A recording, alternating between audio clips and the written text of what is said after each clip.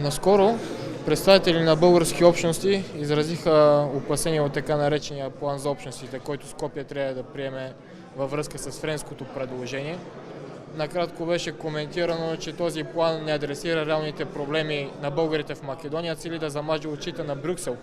Какви са вашите притеснения относно този план? Македонија воопште не постои никакво расположение да се решава въпроса за правата на българите в Македонија. Не само конституционни промени, които Македонија длъжна да ги спроведе, ами нито обикновените права, никой вече не се труди околу тој процес. Срештата която беше само хвърляње, не знам точния български израз, хвърляње прах во очите на хората, да се замагли видика и да не се знае точно за какво се говори. Даже и најмалко се беше говорило за правата на българите таму, колкото ја знам, ами повеќе се говорило за правата на ромите и други етнически заедници, општности.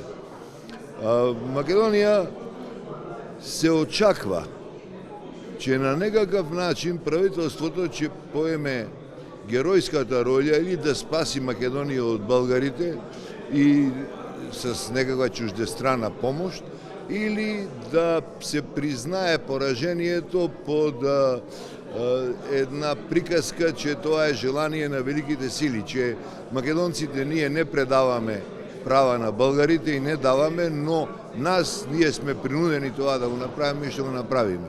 Кога вече ние не успеахме, мислим македонците, да наложиме на Българија да признае, да кажеме, пиринските македонци или да се откаже од правата на българите в Македонија.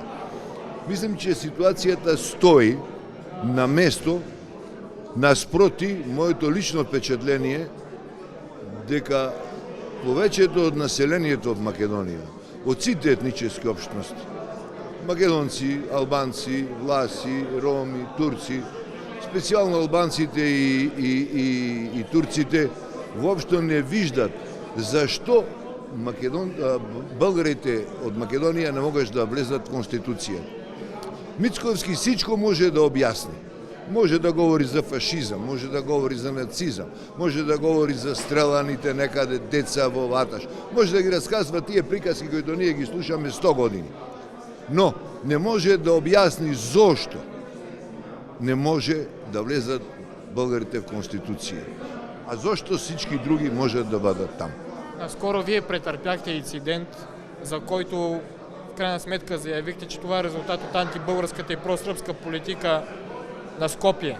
Няколко участници в комисията също изразиха притеснение относно влиянието на Сърбия. Засилва ли се това влияние с оглед на това, че вице-премиер на Македония Иван Стоилкович и Македония строи огромни инфраструктурни проекти като Коридор 10, които обсъждат на практика сръбските интереси? Как виждате тези политики? Значи, има два въпроса. Значи, за нападението. Нападението беше лек, бегал удар врз мене, който успя да го отбегнам, но щупи ми се долниот дел от тие. Това се същите очила, само се оправени. Значи, физически никакви травми, нарушено достоинство, кое ми е още нарушено. Това е првата работа. Втората работа, јас винаги искам да проширим темата кога се говори за српски свет и за коридор номер 10. Темата е, никой не мисли само на коридор номер 10. Секој мисли как ще се поврзи Скопје, Белград, Будапешта, Москва. Целта е да се створи новиот руски свет тука и да се внесе в европейската общност, да се подели Европа на част, която остава зависима од влиянието на српската и руската политика, там кадето тя в Македонија има најмалко влияние. Мога да ви кажем слободно, че ние си ги имаме нашите срби, како што Българија си ги има своите руснаци. Но в Македонија нема проруска политика. Има правителство кој иска да бъде близко до Русија. Единствен начин, единственото желание им е заради омразата на правителството, не на хората, на правителството към Българија. Зашто ако ние ги добиеме нашите права, ние ще изместиме полугата на ценностите во општеството и ще поемеме други раководни места. Полицијата, правосудието, во армијата, Министерството за външни работи. И тогава тоа нема да биде ни српската, ни руската Македонија. Зашто македонските българи во најголемата своја част се стриктно антируски ориентирани. Има ли реакција од страна на македонските институции след нападението? Да, реагираше полицијата. Преди 2 дни ми се обади еден од инспекторите, кој не го видех на телефона, беше коректен, учтив, питаме од некакви въпроси, обикновени като за следствие, смисъл. Господин Перев, познавате ли човека, виждали сте това нещо, на което отговаря в полицейската станица и каза ми, че следствието още трае. Односът беше коректен.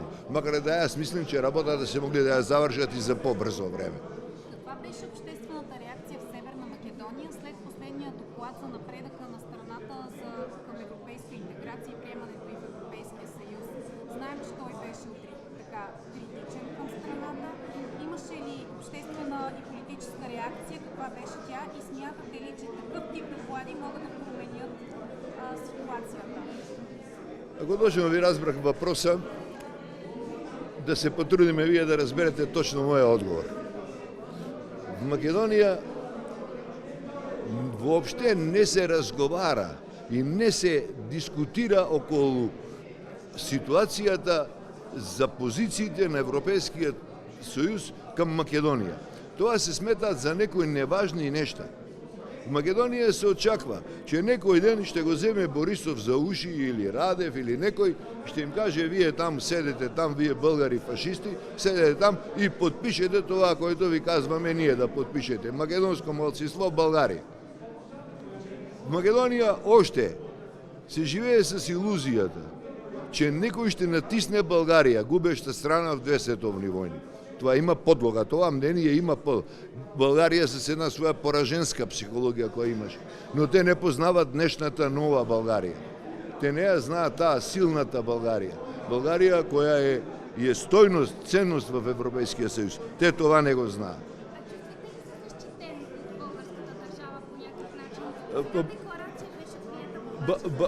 Българската држава постъпи абсолютно крајно коректно в највозможните граници.